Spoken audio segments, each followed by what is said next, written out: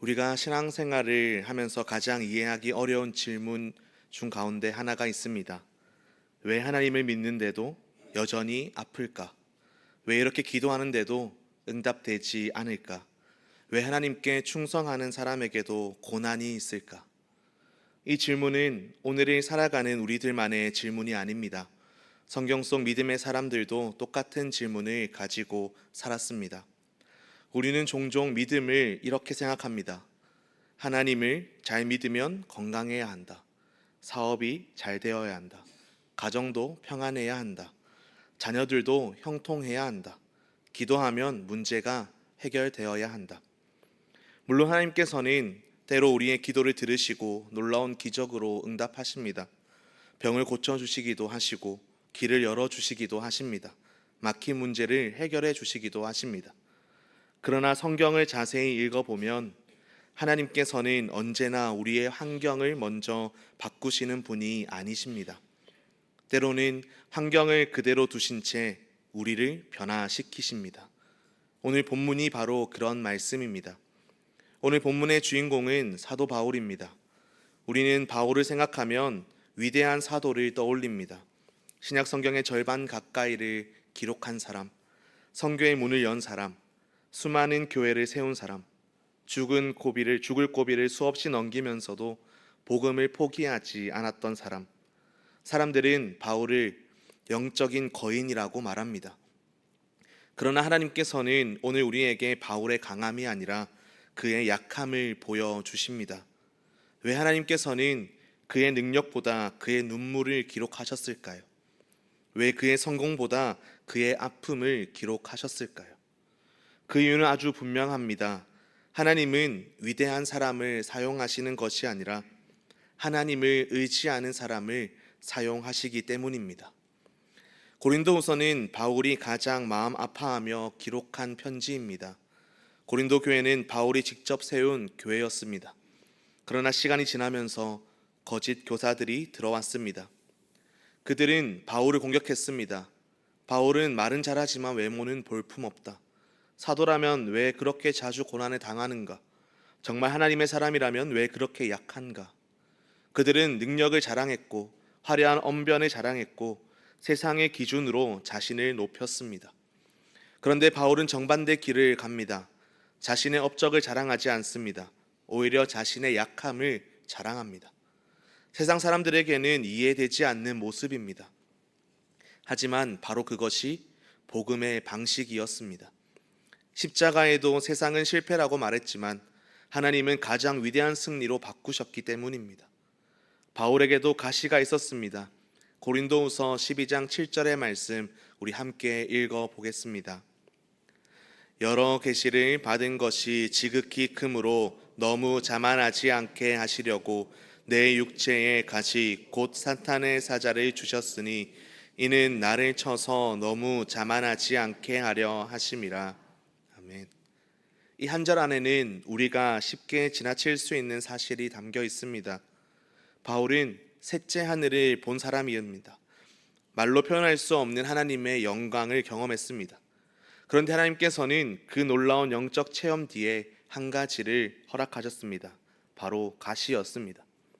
우리는 보통 이렇게 생각합니다. 큰 은혜를 받으면 큰 축복이 따라오겠지. 그런데 하나님께서는 큰 계시 뒤에 큰 고난을 허락하셨습니다. 이것이 하나님의 방식입니다. 가시란 무엇입니까? 성경은 바울의 가시가 무엇인지 정확하게 말하고 있지는 않습니다. 그래서 오랜 세월 동안 많은 학자들이 연구했습니다. 어떤 사람은 심한 안질이라고도 말합니다. 갈라디아에서 너희가 할 수만 있다면 너희 눈에라도 빼어 내게 주었을 것이다 라고 한 말씀 때문입니다. 어떤 사람은 간질이나 만성질환이라고 봅니다. 어떤 사람은 거짓 교사들의 끊임없는 핍박이라고 해석합니다. 어떤 사람은 극심한 우울이나 내적인 고통이라고 말하기도 합니다. 그러나 하나님께서 굳이 기록하지 않으신 이유가 있습니다. 만약 성경이 안질이라고 기록했다면 안질 있는 사람만 이 말씀을 자기 말씀으로 받아들였을 것입니다. 핍박이라고 기록했다면 핍박받은 사람만 위로를 받았을 것입니다. 그러나 하나님은 일부러 구체적으로 말씀하지 않으셨습니다. 왜냐하면 우리 모두에게는 각자의 가시가 있기 때문입니다. 어떤 사람에게는 병이 가시입니다. 어떤 사람은 자녀가 가시입니다. 경제적인 어려움이 가시일 수도 있습니다. 깨어진 관계일 수도 있습니다. 오랫동안 응답되지 않은 기도일 수도 있습니다. 아무에게도 말하지 못하는 외로움일 수도 있습니다. 우리의 가시는 모두 다르지만 그 가시 앞에서 흘리는 눈물은 같습니다. 오늘 여러분의 가시는 무엇입니까? 하나님께만 아뢰는 기도 제목이 있으십니까? 수년째 놓지 못하는 눈물이 있으십니까? 주님, 이것만은 제발 해결해 주십시오. 그렇게 간절히 기도하는 문제가 있으십니까? 혹시 오늘도 그 가시 때문에 이 자리에 나오지는 않으셨습니까? 몸은 예배당에 있지만 마음은 무거우십니까? 기도는 하지만 응답은 보이지 않으십니까? 오늘 하나님께서는 바로 그런 우리에게 말씀하십니다. 내 은혜가 내게 족하다. 이 말씀은 문제를 가볍게 여기라는 말씀이 아닙니다. 눈물을 참으라는 말도 아닙니다. 아픔을 무시하라는 말도 아닙니다. 오히려 하나님께서는 우리의 눈물을 누구보다 잘 아십니다. 그러나 동시에 말씀하십니다. 너가 붙들어야 할 것은 문제의 해결이 아니라 문제보다 크신 나의 은혜다. 한 아이가 아버지와 함께 산을 오르고 있었습니다. 처음에는 신이 나서 뛰어 올라갔습니다. 하지만 산길이 점점 가파라지고 아이는 점점 힘들어하기 시작했습니다. 아빠, 너무 힘들어요. 아버지는 그 아이를 업어주지 않았습니다. 대신 손을 내밀어 손을 잡고 걸어갔습니다. 내 손을 잡으렴. 아이는 손을 잡고 한 걸음씩 한 걸음씩 힘들지만 걸어갔습니다. 정상에 도착한 뒤 아이는 말했습니다. 아빠가 나를 업어주었더라면 더 쉬웠을 텐데. 아버지는 웃으며 대답했습니다. 내가 너를 업는 것보다 너가 나를 붙드는 법을 배우는 것이 더 중요했단다. 우리도 그렇습니다. 우리는 하나님께서 우리를 당장 어려움에서 꺼내 주시기를 원합니다.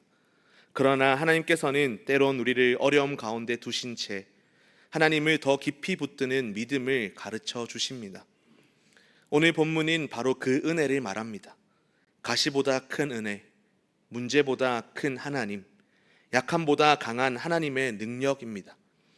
오늘 이 말씀을 통해 우리의 시선이 문제에서 하나님께로 옮겨지는 은혜가 있기를 소망합니다. 다시 한번 고린도후서 12장 7절의 말씀 함께 읽어보겠습니다.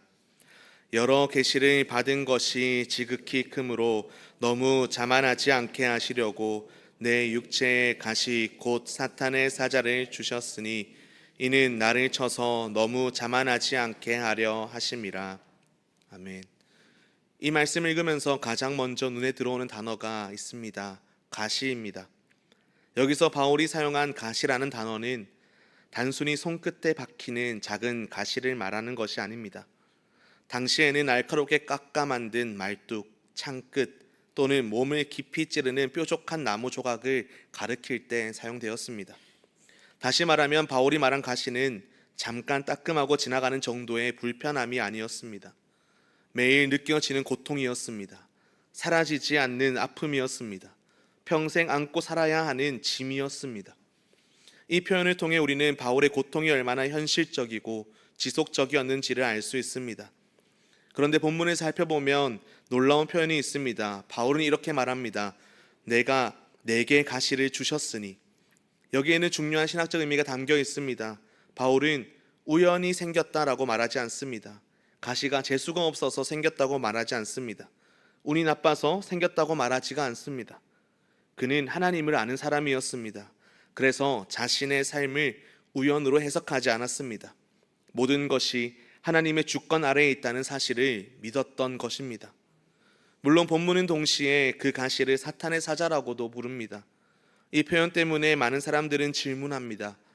그렇다면 하나님이 주셨습니까? 사탄이 준 것입니까? 성경의 대답은 둘 다입니다. 사탄은 바울을 넘어뜨리기 위해 고통을 사용했습니다. 그러나 하나님은 동일한 고통을 바울을 성숙하게 만드는 도구로 사용하셨습니다. 여기서 우리는 욥기를 떠올릴 수 있습니다.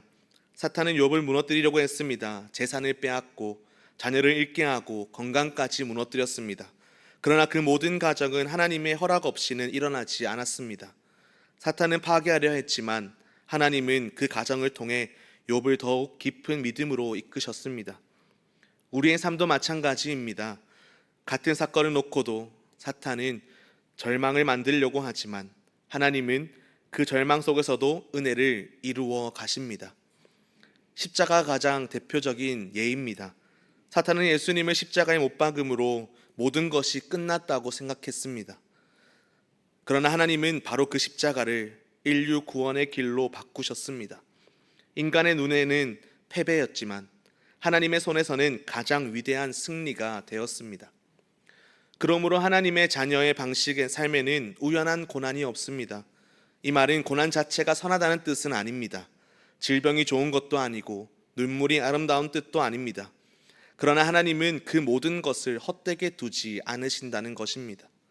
하나님께서는 우리가 흘린 눈물 한 방울까지도 하나님의 역사 속에 사용하시는 분이심을 기억하시기 바랍니다. 여기서 또 하나의 질문이 생깁니다. 왜 하나님은 바울에게 이런 가시를 허락하셨을까? 본문은 아주 분명하게 말합니다. 너무 자만하지 않게 하시려고. 여러분, 바울은 누구보다 많은 은혜를 받은 사람이었습니다. 다메섹 도상에서 부활하신 예수님을 만났고 하늘의 신비를 경험했습니다. 복음을 위해 놀라운 기적들을 행했습니다. 교회들이 세워졌고 수많은 사람들이 회심했습니다. 이 모든 경험은 자칫 사람을 교만하게 만들 수 있는 것들이었습니다. 우리도 그렇습니다. 사람은 실패보다 성공 앞에서 더 쉽게 무너집니다. 가난보다 풍요 속에서 하나님을 잊기 쉽습니다. 병상에서는 기도하지만 건강을 회복하면 기도를 줄이기도 합니다. 사업이 어려울 때는 예배를 사모하지만 형편이 나아지면 바빠서 예배를 뒤로 미루기도 합니다. 그래서 하나님은 때때로 우리를 낮아지게 하십니다. 낮추시기 위해서가 아니라 지키시기 위해서입니다. 이것이 하나님의 사랑입니다. 부모가 아이의 손을 놓지 않는 이유는 아이를 괴롭히기 위해서가 아닙니다. 넘어질까 염려되기 때문입니다. 하나님도 마찬가지입니다. 우리의 영혼이 교만이라는 더 큰 병에 걸리지 않도록 때로는 가시를 허락하십니다. 우리는 하나님께 이렇게 기도합니다. 하나님, 제 사업이 잘 되게 해주세요. 우리 아이를 좋은 대학에 보내주세요. 경제적으로 넉넉하게 해주십시오. 이런 기도는 결코 잘못된 것이 아닙니다. 그러나 하나님께서는 그것보다 더 큰 관심을 가지고 있습니다. 그것은 우리의 성품입니다. 우리의 믿음입니다. 우리가 그리스도를 닮아가는 것에 더 많은 관심을 가지고 계십니다. 로마서 8장 29절을 하나님의 가장 큰 목적을 이렇게 말씀합니다. 로마서 8장 29절의 말씀 함께 읽어보겠습니다. 하나님이 미리 아신 자들을 또한 그 아들의 형상을 본받게 하기 위하여 미리 정하셨으니 이는 그로 많은 형제 중에서 맏아들이 되게 하려 하심이니라. 아멘. 하나님께서는 우리를 구원하신 목적은 단순히 천국에 보내시는 것이 아닙니다. 예수님을 닮은 사람으로 빚어가는 것입니다. 그래서 하나님은 때때로 우리의 계획을 멈추게 하십니다. 우리의 속도를 늦추십니다. 그리고 우리의 자랑을 내려놓게 만듭니다. 왜냐하면 하나님께서 만드시는 것은 성공한 사람이 아니라 거룩한 사람이기 때문입니다. 한 조각가가 커다란 대리석 앞에서 망치를 들고 있었습니다. 망치질을 할 때마다 돌 조각이 사방으로 튀었습니다. 지나가던 사람이 물었습니다. 왜 그렇게 좋은 돌을 계속 깨트리십니까? 조각가는 미소를 띄우며 말했습니다. 저는 돌을 망가뜨리는 것이 아니라 돌 안에 있는 작품을 꺼내고 있습니다. 몇 달 뒤 그 돌은 아름다운 조각상이 되었습니다. 우리도 그렇습니다. 하나님께서 우리를 다루실 때에는 때로 아프게 느껴집니다. 기도해도 응답이 없는 것 같고 왜 이런 일을 허락하시는지 이해가 되지 않을 때가 있습니다. 그러나 하나님은 우리를 부수시는 것이 아니라 빚고 계십니다. 우리 안에 있는 교만을 깎아내시고 자기 중심성을 다듬으시며 그리스도의 형상을 만들어 가고 계신 것입니다. 여러분, 혹시 지금 여러분의 삶에도 가시가 있으십니까? 오랫동안 낫지 않은 질병입니까? 사람에게 말하지 못하는 상처입니까? 가정의 문제입니까? 경제적인 어려움입니까? 아니면 아무리 기도해도 응답되지 않는 기도 제목입니까? 우리는 그 가시를 없애달라고 기도합니다. 그리고 그것은 당연한 기도입니다. 바울도 그렇게 기도했습니다. 예수님도 겟세마네 동산에서 이 잔을 내게서 지나가게 하옵소서라고 기도했습니다. 그러므로 고난이 힘들다고 말하는 것은 믿음이 없는 것이 아닙니다. 그러나 그 기도 이후에 우리가 붙들어야 하는 것이 있습니다. 주님, 제가 이해하지 못해도 주님의 뜻은 언제나 선합니다 라는 이 고백이 신앙입니다. 오늘도 하나님은 우리의 가시를 알고 계십니다. 우리보다 더 잘 아십니다. 그리고 그 가시를 통해 우리를 버리시는 것이 아니라 오히려 더 깊은 은혜의 자리로 이끌고 계십니다. 하나님은 나를 괴롭히시기 위해 가시를 허락한 것이 아니라 나를 끌고 끝까지 붙드시기 위해 허락하신 것입니다. 이 사실을 믿으시기를 소망합니다. 고린도후서 12장 8절과 9절의 말씀 함께 읽어보겠습니다. 이것이 내게서 떠나가게 하기 위하여 내가 3번 주께 간구하였더니 나에게 이르시기를 내 은혜가 내게 족하도다. 이는 내 능력이 약한 데서 온전하여 짐이라 하신지라. 그러므로 도리어 크게 기뻐함으로 나의 여러 약한 것들에 대하여 자랑하리니 이는 그리스도의 능력이 내게 머물게 하려 함이라. 아멘. 오늘 본문의 중심은 바울의 기도가 아닙니다. 하나님의 응답입니다. 우리는 흔히 바울이 3번 기도했다는 사실에 집중하기도 합니다. 그러나 성경은 바울의 기도보다 하나님의 한마디를 훨씬 더 크게 기록하고 있습니다. 내 은혜가 내게 족하다. 이 한마디가 바울의 인생을 바꾸었습니다. 그리고 오늘 우리의 인생도 바꿀 수 있는 말씀입니다. 우리는 바울이 너무나 위대한 사람으로 생각합니다. 그러다 보니 이런 착각을 합니다. 바울은 고난도 기쁘게 받아들였겠지. 그렇지 않습니다. 본문은 정반대를 보여줍니다. 바울은 이 가시를 없애달라고 간절히 기도했습니다. 여기서 간구하였다는 말은 단순히 한번 부탁했다는 의미가 아닙니다. 절박하게 매달렸다는 뜻입니다. 눈물로 부르짖었다는 뜻입니다. 포기하지 않았다는 뜻입니다. 우리도 그렇습니다. 병이 생기면 기도하고 가정에 문제가 생기면 기도합니다. 자녀 때문에 울며 기도합니다. 사업 때문에 금식하기도 합니다. 바울도 똑같았습니다. 그 역시 인간이었습니다. 그런데 놀랍게도 하나님은 바울의 기도를 거절하십니다. 정확히 말하면 요청은 거절하였지만 사랑은 거절하지 않으셨습니다. 이 차이를 우리는 알아야 합니다. 우리는 응답을 받지 못하면 하나님이 침묵하신다고 생각합니다. 그러나 하나님은 침묵하지 않으셨습니다. 대답하셨습니다. 다만 우리가 원하는 대답이 아니었을 뿐입니다. 바울은 가시를 없애주세요라고 기도했습니다. 하나님은 가시를 그대로 두겠다라고 말씀하셨습니다. 하지만 거기서 끝내지 않으셨습니다. 더 놀라운 약속을 주셨습니다. 내 은혜를 더 주겠다. 우리는 하나님께 환경의 변화를 구합니다. 하나님은 우리의 존재의 변화를 이루어 가십니다. 우리는 상황을 바꾸려고 합니다. 그러나 하나님은 사람을 새롭게 하십니다. 우리는 문제를 없애달라고 기도합니다. 하나님은 문제를 이길 믿음을 주십니다. 이것이 하나님의 방식입니다. 이스라엘 백성이 홍해 앞에 섰을 때 하나님은 길을 내주셨습니다. 그러나 광야에서는 광야를 없애지 않으셨습니다. 광야에서는 만나를 주셨습니다. 다니엘에게서 사자굴을 없애지 않으셨습니다. 사자들의 입을 막으셨습니다. 새 친구를 풀무불에서 꺼내지 않으셨습니다. 불 가운데 함께 걸으셨습니다. 예수님도 십자가를 피하지 않으셨습니다. 십자가를 통해 부활을 이루셨습니다. 하나님은 언제나 문제보다 더 큰 은혜를 준비하십니다. 여기서 하나님은 은혜가 내게 족하다라고 말씀하지 않으십니다.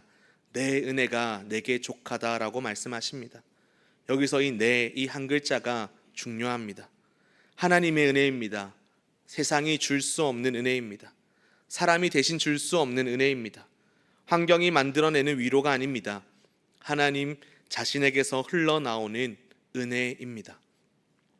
그래서 은혜는 상상을 초월합니다. 상황을 초월합니다. 감옥에서도 경험할 수 있습니다. 병실에서도 경험할 수 있고 장례식장에서도 경험할 수 있습니다. 실패 가운데서도 경험할 수 있습니다. 왜냐하면 은혜는 환경이 아니라 하나님으로부터 오기 때문입니다. 족하다, 이 단어는 모자라지 않는다, 충분하다, 필요할 만큼 이미 공급되고 있다라는 의미입니다. 여기서 중요한 것은 시제입니다. 현재형입니다. 계속해서 충분하다는 뜻입니다. 하루만 충분한 것이 아닙니다. 오늘도, 내일도, 그 다음 날도, 내가 어떤 순간에 있더라도 하나님의 은혜는 계속 공급됩니다. 광야의 만나처럼 말입니다. 하루치를 주셨습니다. 그러나 매일 부족하지는 않았습니다. 은혜도 그렇습니다. 평생 쌓아두는 것이 아니라 매일 새롭게 공급받는 것입니다. 예레미야는 이렇게 고백했습니다. 주의 인자와 긍휼이 아침마다 새롭다. 그래서 우리는 내일의 은혜를 오늘 끌어다 쓸 수는 없습니다. 그러나 오늘 필요한 은혜는 반드시 오늘 주십니다. 우리는 종종 이렇게 말합니다. 하나님, 이것만 해결되면 감사하겠습니다. 그런데 하나가 해결되면 또 다른 문제가 생깁니다. 인생은 원래 그렇습니다. 문제가 없는 삶은 없습니다. 그래서 하나님은 문제 없는 삶을 약속하지 않으십니다. 대신 은혜가 끊어지지 않는 삶을 약속하십니다. 이것이 복음입니다. 한 목사님이 중병에 걸렸습니다. 많은 사람들이 그것을 위해서 기도했습니다. 그리고 목사님도 하나님께 낫게 해달라고 기도했습니다. 그러나 그 병이 쉽게 회복되지는 않았습니다. 그렇게 많은 사람들이 지쳐가고 있을 때 목사님께서는 이런 고백을 했습니다. 하나님은 아직 내 병을 고쳐주지 않으셨습니다. 그러나 병보다 더 큰 평안을 주셨습니다. 그래서 나는 병을 가지고 있지만 절망을 가지고 있지는 않습니다. 이것이 은혜입니다. 병보다 큰 은혜, 문제보다 더 큰 평안, 환경보다 크신 하나님. 혹시 오늘도 왜 하나님은 아직도 응답하지 않으실까 생각하고 계십니까?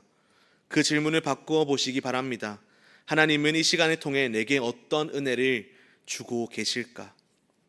바울의 시선이 바뀌자 고난은 여전히 있었지만 고난의 의미가 바뀌었습니다. 가시는 그대로였지만 가시를 바라보는 눈이 달라졌습니다. 환경은 그대로였지만 마음은 완전히 새로워졌습니다. 하나님께서 우리의 삶에서 가장 먼저 이루고자 하시는 일은 환경의 변화가 아니라 관계의 깊이입니다. 고난 속에서 하나님을 더 가까이 알고 눈물 속에서 하나님의 위로를 더 깊이 경험하며 약함 속에서 하나님의 능력을 의지하는 사람으로 자라게 하시는 것입니다. 그래서 바울은 결국 가시를 자랑한 것이 아니라 가시 가운데 자신을 떠나지 않으신 주님의 은혜를 자랑하게 되었음을 기억하시길 소망합니다.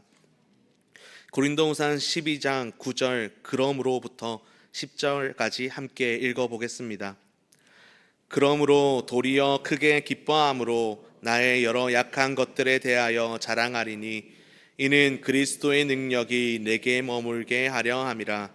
그러므로 내가 그리스도를 위하여 약한 것들과 능욕과 궁핍과 박해와 곤고를 기뻐하노니 이는 내가 약한 그때의 강함이라.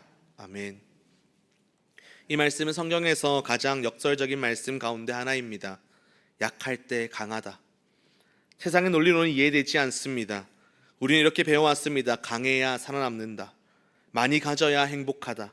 높이 올라가야 성공이다. 이겨야 인정받는다. 그런데 바울은 말합니다. 나는 약할 때 가장 강하다. 도대체 이 말이 무슨 뜻일까요? 먼저 오해하지 말아야 합니다. 하나님은 약한 것이 아름답다고 말씀하지 않으십니다.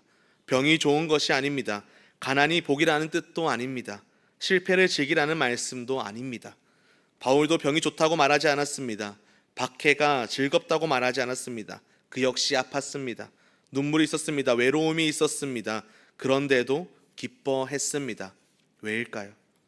약해서 기쁜 것이 아니라 약할 때 더 선명하게 드러나는 하나님의 능력 때문에 기쁜 것입니다.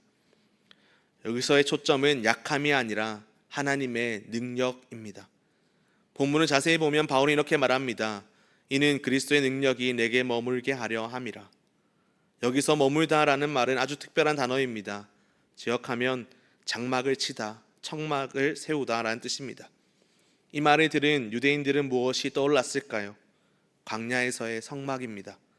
이스라엘 백성이 광야를 지날 때에 하나님의 영광은 성막 위에 임했습니다. 구름 기둥이 성막 위에 머물렀습니다. 하나님의 임재가 그 장막을 덮었습니다. 바울은 바로 그 단어를 사용합니다. 무슨 뜻입니까? 내가 약할 때 그리스도의 능력이 내 위에 장막을 친다는 것입니다. 얼마나 놀라운 말씀입니까? 우리는 약하면 하나님이 멀어진다고 생각합니다. 그러나 바울은 정반대로 말합니다. 내가 가장 약했을 때 하나님의 임재를 가장 가까이 경험했다. 사실 이것은 바울이 새롭게 만든 사상이 아닙니다. 예수님의 삶이 그러했습니다. 예수님은 가장 약해 보이는 모습으로 십자가에 달리셨습니다. 사람들은 비웃었습니다. 남은 구원하면서 자기는 구원하지 못한다고. 하나님의 아들이라면 내려와 보라고. 그러나 바로 그 십자가에서 하나님의 가장 큰 능력이 나타났습니다. 죄가 용서되었습니다. 사망이 패배하였습니다. 구원의 길이 열렸습니다. 세상은 십자가를 실패로 보았고 하나님은 십자가를 승리로 사용하셨습니다. 그래서 바울은 자신의 삶에서도 십자가의 원리를 발견한 것입니다. 약함은 끝이 아니라 하나님의 능력이 시작되는 자리라는 것을 말입니다. 고린도 교회의 거짓 교사들은 자신들의 능력을 자랑했습니다. 학벌을 자랑했고 경력을 자랑했습니다. 체험을 자랑했습니다. 그러나 바울은 반대로 말합니다. 나는 약함을 자랑한다. 왜입니까? 약함이 자랑스러워서가 아닙니다. 약함 속에서 일하시는 하나님이 자랑스러웠기 때문입니다. 우리도 인생을 돌아보면 그렇지 않습니까? 가장 많이 기도했던 때는 언제입니까? 잘될 때였습니까? 아니면 무너졌을 때였습니까? 성경을 가장 많이 붙들었던 때는 언제였습니까? 건강할 때였습니까? 아니면 병상에 누워있을 때였습니까? 하나님을 가장 가까이 느꼈던 때는 언제였습니까? 모든 것이 형통할 때였습니까? 아니면 아무것도 붙잡을 것이 없었던 때였습니까? 우리는 고난을 원하지 않습니다. 그러나 지나고 보면 하나님은 그 시간을 통해 우리를 가장 깊이 만나 주셨습니다. 창세기 32장을 보면 야곱은 약국방에서 하나님과 씨름합니다. 그 밤은 야곱의 인생에서 가장 치열한 밤이었습니다. 하나님께서는 결국 야곱의 한도뼈를 치셨습니다. 야곱은 평생 절뚝거리며 살게 되었습니다. 인간적으로 보면 너무나도 큰 손해입니다. 그러나 그날 야곱은 새로운 이름을 받았습니다. 이스라엘. 그리고 평생 절뚝거리며 걸을 때마다 무엇을 기억했겠습니까? 나는 내 힘으로 살아온 사람이 아니다. 하나님께 붙들린 사람이다. 절뚝거림은 야곱의 수치가 아니라 하나님의 은혜를 기억하게 하는 표지가 되었습니다. 바울의 가시도 그와 같았습니다. 오늘 우리에게도 각자의 약함이 있습니다. 누군가에는 육신의 질병과 싸우고 있고 경제적인 어려움, 가족의 문제, 오래된 상처 때문에 눈물을 흘리기도 합니다. 세상은 말합니다. 그런 모습으로 어떻게 살아가겠느냐고. 그러나 하나님은 말씀하십니다. 바로 그 자리에서 내가 너와 함께 하겠다고. 여러분이 지금 약하기 때문에 하나님께서 여러분을 외면하신 것이 아닙니다. 오히려 하나님께서는 그 약함 속에 하나님의 장막을 치시고 여러분과 함께 하시겠다고 약속하고 계신 것입니다. 그래서 신앙은 강한 척하는 것이 아닙니다. 하나님 앞에서 정직하게 약함을 인정하고 그 약함을 붙드시는 주님의 능력을 의지하는 것입니다. 본문을 보면 바울에게서는 아무것도 변한 것이 없습니다. 가시도 그대로였고 병도 그대로였습니다. 환경도 그대로고 박해도 계속되었습니다. 그런데 모든 것이 변했습니다. 바울 자신이 변했기 때문입니다. 이것이 은혜입니다. 환경이 먼저 변한 것이 아니라 사람이 먼저 변했습니다. 그래서 바울은 더 이상 왜 나입니까? 라고 묻지 않았습니다. 이제는 이 약함을 통해 그리스도의 능력이 드러난다면 나는 기꺼이 이 길을 걷겠습니다 라고 고백합니다. 이것이 신앙의 성숙임을 기억하시기 바랍니다. 사랑하는 성도 여러분, 오늘 우리는 바울의 고백을 함께 들었습니다. 그는 위대한 사도였습니다. 수많은 교회를 세웠습니다. 기적을 경험했고 복음을 위해 목숨까지 내어놓았습니다. 그러나 하나님께서는 그에게 가시를 허락하셨습니다. 그리고 그 가시는 끝내 사라지지 않았습니다. 여기까지 읽으면 우리는 조금 실망할 수도 있습니다. 결국 바울도 응답받지 못했구나. 그런데 여러분, 정말 그렇습니까? 바울은 응답받지 못한 사람이었습니까? 아닙니다. 바울은 자신이 원하는 방식으로 응답받지 못했을 뿐 하나님께서 준비하신 더 큰 응답을 받았습니다. 그는 가시를 잃지 않았습니다. 그러나 은혜를 얻었습니다. 질병은 남아 있었습니다. 그러나 평안도 함께 머물렀습니다. 박해는 계속되었습니다. 그러나 담대함도 함께 자랐습니다. 눈물은 멈추지 않았습니다. 그러나 그 눈물 속에서 하나님을 더 깊이 알게 되었습니다. 환경은 그대로였지만 사람은 완전히 달라졌습니다. 이것이 하나님의 은혜입니다. 우리도 신앙생활을 하면서 자꾸 하나님께 환경을 바꿔달라고 기도합니다. 물론 그것도 기도입니다. 병을 낫기를 기도해야 되고 막힌 길이 열리기를 기도해야 합니다. 그러나 우리의 신앙은 거기서 멈추지 않아야 합니다. 하나님께서 우리를 부르시는 더 깊은 자리로 나아가야 합니다. 주님 문제를 해결해 주시는 것보다 주님을 더 깊이 알게 하여 주시옵소서. 이 고백이 바울의 고백이었습니다. 처음에는 바울의 시선은 가시에 머물러 있었습니다. 주님 이것을 없애주십시오. 그러나 하나님의 음성을 들은 후 그의 시선은 은혜로 옮겨졌습니다. 가시보다 큰 은혜를 보기 시작했던 것입니다. 환경보다 하나님을 보기 시작했습니다. 약함보다 하나님의 능력을 보기 시작했습니다. 성숙한 믿음은 문제가 없어지는 것이 아니라 시선이 바뀌는 것입니다. 오늘 이 본문을 읽으면서 우리는 결국 십자가를 바라보게 됩니다. 예수님도 겟세마네 동산에서 기도하셨습니다. 이 잔을 내게서 지나가게 하여 달라고. 그러나 그 잔은 지나가지 않았습니다. 대신 하나님께서는 그 잔을 통하여 세상을 구원하셨습니다. 바울도 같은 길을 걸었습니다. 우리도 때론 같은 길을 걷습니다. 그러므로 우리는 고난을 볼 때마다 십자가를 기억해야 합니다. 십자가는 고난이 끝이라는 증거가 아니라 고난을 통해 하나님께서 가장 위대한 일을 이루실 수 있다라는 증거입니다. 부활은 언제나 십자가 뒤에 옵니다. 여러분, 우리의 믿음은 때때로 흔들립니다. 기도도 잘 되지 않을 때가 있습니다. 찬송이 나오지 않을 때도 있습니다. 하나님이 멀게 느껴지는 시간도 있습니다. 그러나 기억하시기 바랍니다. 우리가 하나님을 붙드는 것보다 하나님께서 우리를 붙드시는 손이 훨씬 강하다는 것을 말입니다. 그래서 우리는 넘어질 수 있어도 버려지지는 않습니다. 약해질 수는 있어도 망하지는 않습니다. 눈물은 흔들 수 있어도 소망은 잃지 않습니다. 왜냐하면 주님께서 우리를 붙들고 계시기 때문입니다. 사랑하는 성도 여러분, 오늘 하나님께서 우리에게 묻고 계십니다. 너는 내 손에 있는 가시만 보고 있느냐? 아니면 가시를 붙들고 있는 나를 바라보고 있느냐? 우리의 시선이 문제에 머물면 절망하게 됩니다. 그러나 우리의 시선이 그리스도께 머물면 은혜를 보게 됩니다.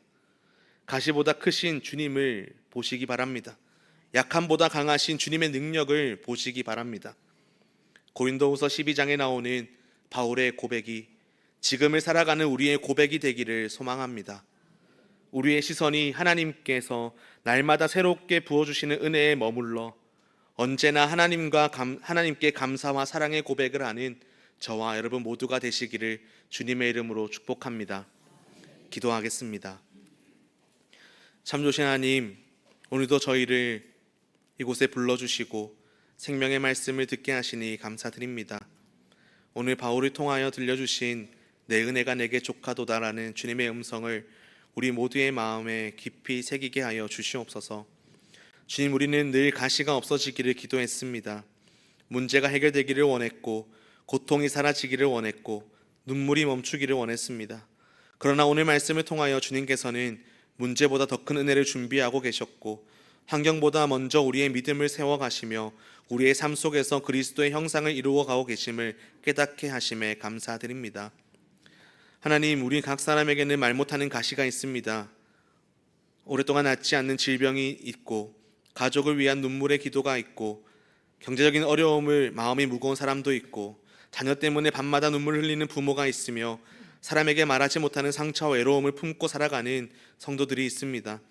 주님, 그 모든 가시를 누구보다 잘 아시는 주님께서 오늘도 우리의 눈물을 외면하지 않으심을 믿습니다. 혹시 우리의 기도가 아직 응답되지 않았다 할지라도 주님의 사랑이 멈춘 것이 아님을 믿게 하시고 우리의 뜻은 이루어지지 않을지라도 주님의 선하신 뜻은 지금도 이루어지고 있음을 신뢰하게 하여 주시옵소서.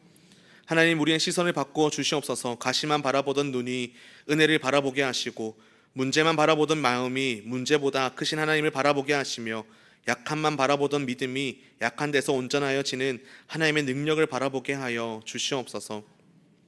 주님, 우리가 약할 때 가장 강한 때임을 믿습니다. 우리의 능력이 아니라 오직 주님의 능력으로 살아가게 하시고 우리의 의가 아니라 예수 그리스도의 은혜만 의지하며 살아가게 하여 주시옵소서. 주님 감사합니다. 사랑합니다. 이 모든 말씀 그 누구보다 우리를 사랑하시는 예수님의 이름으로 기도드립니다. 아멘.